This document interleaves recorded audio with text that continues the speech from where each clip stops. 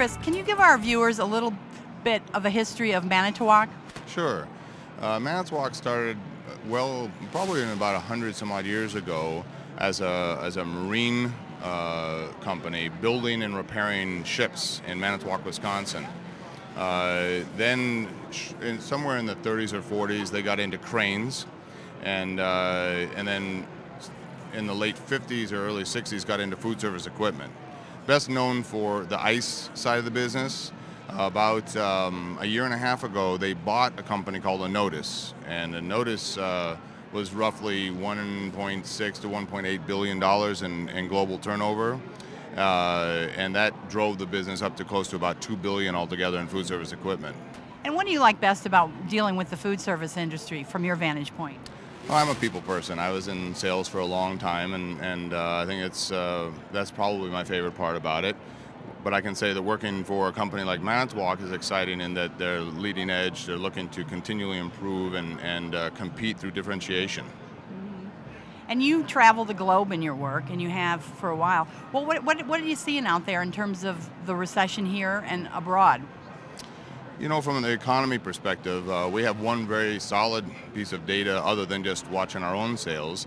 We own a very large ice machine company, and the ice machine industry has a third-party non-for-profit organization that they all submit their sales by product type and by geography to on a monthly basis, and they feed back to us how the market is faring and how our share is doing. And the market for ice machines has gone significantly up over the last 4 or 5 months consistently, and that industry tends to be a leading indicator both on the way down as well as on the way up, and so we're happy to report that the economy seems to be improving significantly, and we're very optimistic. Well, that's good to hear.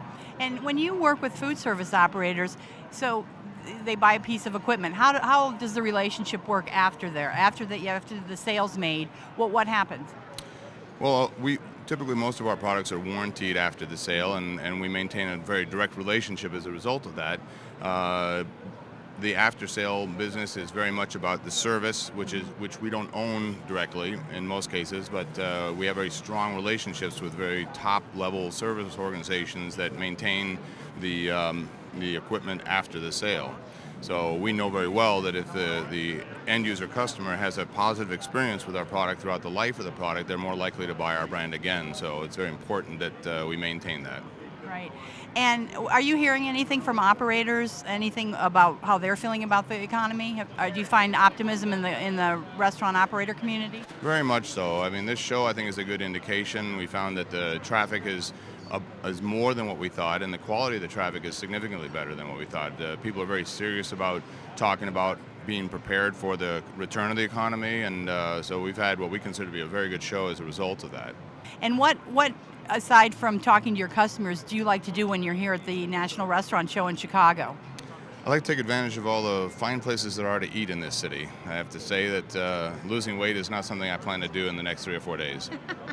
And what's your favorite Chicago restaurant? Do you have one? I don't. I love them all. You do? Okay, and what about, you're based in Tampa? I am. You must have a favorite restaurant there. My wife's kitchen. That's a good answer.